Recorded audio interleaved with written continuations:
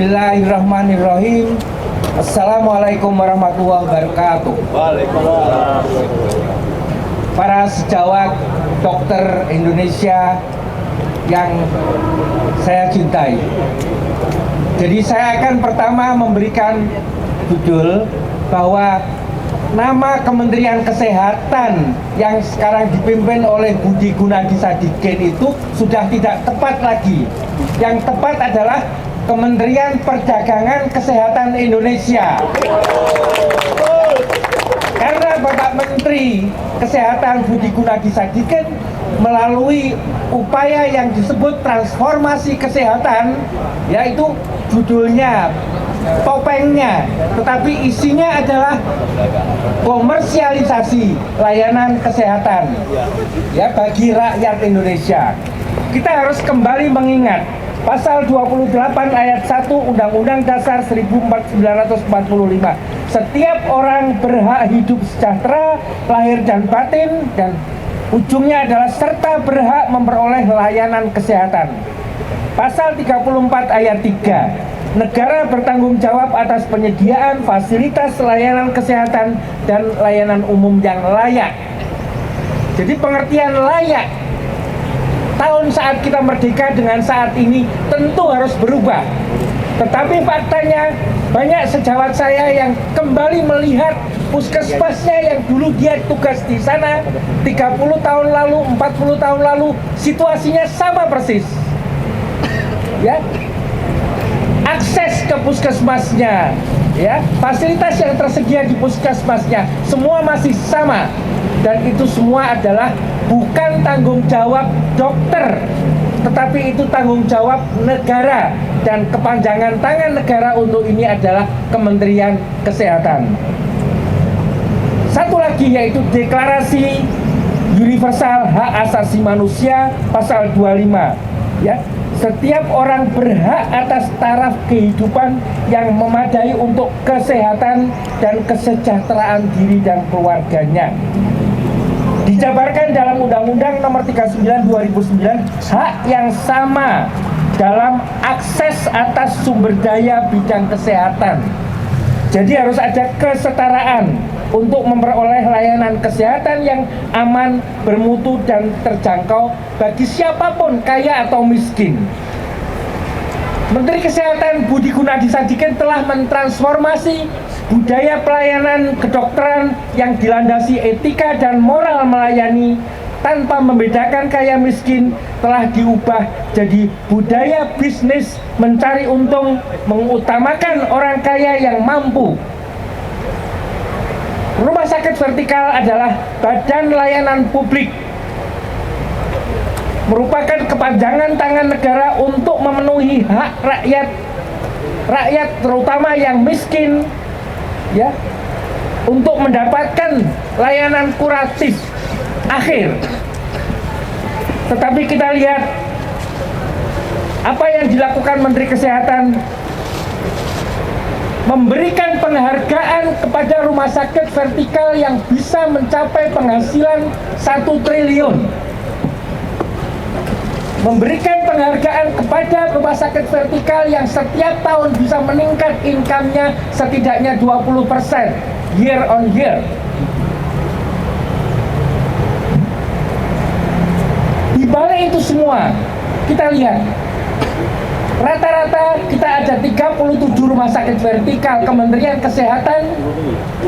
Di setiap rumah sakit antrean pasien untuk rawat inap itu jumlahnya lebih dari 2.000 orang. Itu Desember 2024 per Desember. Dan 99% lebih 99,9% adalah pasien JKN. Pasien BPJS yang 70%-nya adalah kelas 3.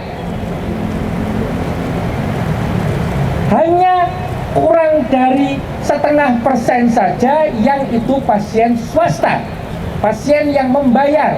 Tetapi Menteri melalui Direktur Rumah Sakit Vertikal membuat aturan untuk demi meningkatkan income revenue rumah sakit, jam layanan untuk pasien umum dibuka 7 kali 24 jam. Tetapi untuk pasien JKN dipotong jamnya menjadi hanya hari kerja Senin sampai Jumat dan jam kerja saja.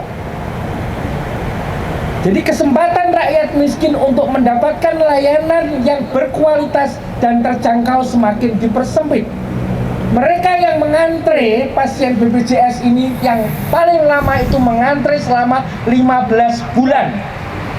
Kita bisa bayangkan kalau itu penyakit yang tadinya tumor payudara terlokalisasi di payudara sekarang sudah nyebar kemana-mana. Pasien dengan batu ginjal yang semula keluhannya hanya nyeri karena batu sekarang mengalami gagal ginjal gara-gara menanti dirawat inap karena tidak tersedianya tempat tidur di rumah sakit vertikal. Para dokternya didorong untuk menjadi semuanya pekerja yang mengejar penghasilan setinggi-tingginya lewat peraturan Direktur Tata Kelola Nakes buat peraturan kinerja spesialis dilihat dari seberapa banyak dokter itu menghasilkan income untuk rumah sakit. Para spesialis yang bisa menghasilkan pemasukan lebih dari 300 juta per bulan untuk rumah sakit akan dapat imbalan take home pay-nya jadi 35 juta rupiah. Dokter spesialis didorong untuk sebanyak-banyaknya melakukan pemeriksaan dengan alat-alat canggih yang disediakan di rumah sakit vertikal. Ini adalah sebuah moral hazard. Kenapa? Dokter itu bekerja berlandaskan etika. Dimanapun dokter bekerja, tidak peduli siapapun juragannya, di rumah sakit swasta atau pemerintah, landasannya adalah etika dan moral profesi. Bukan mencari uang, tetapi ada dorongan lewat peraturan agar dokter itu meningkat penghasilannya dengan melakukan hal-hal yang tidak etis, melakukan pemeriksaan dengan alat yang sebenarnya tidak diperlukan untuk pasien, tetapi itu akan meningkatkan gaji si dokter tersebut. Kita lihat kesetaraannya di mana. Coba semua rumah sakit vertikal, poliklinik BPJS pasiennya berjubel, ya, tidak semua bisa dilayani, jam kerjanya jadi panjang sekali. Bandingkan dengan poliklinik eksekutif di rumah sakit yang sama. Ini bukan kesetaraan.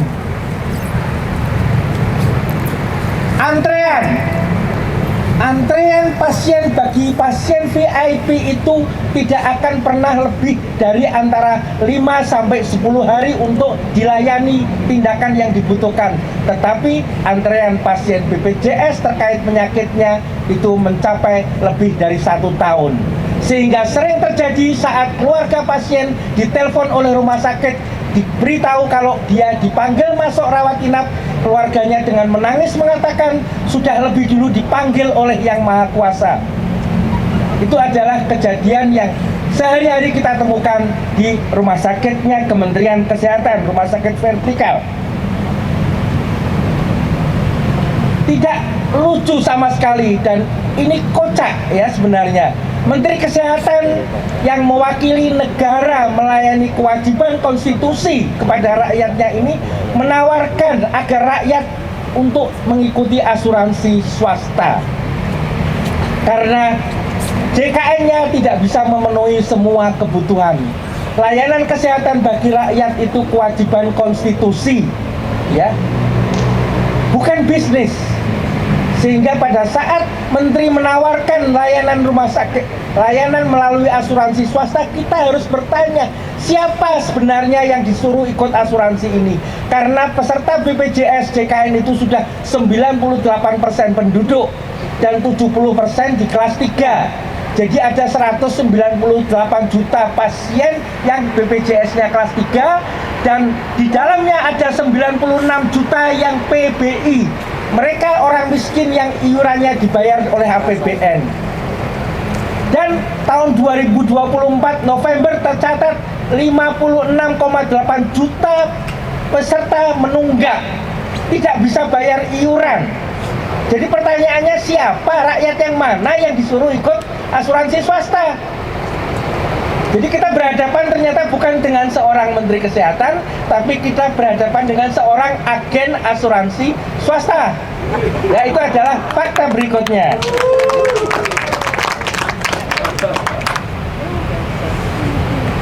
Para hadirin yang berbahagia, jadi kiranya itu semua menjadi pengingat bagi kita semua. Sudah saatnya untuk tidak membiarkan hal ini menjadi berlarut yang mengorbankan layanan kesehatan untuk rakyat banyak.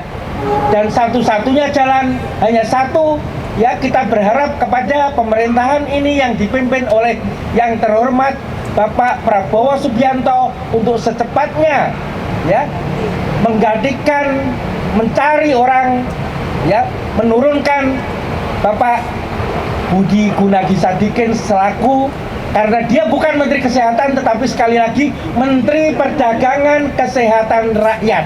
Setuju. Assalamualaikum warahmatullahi wabarakatuh.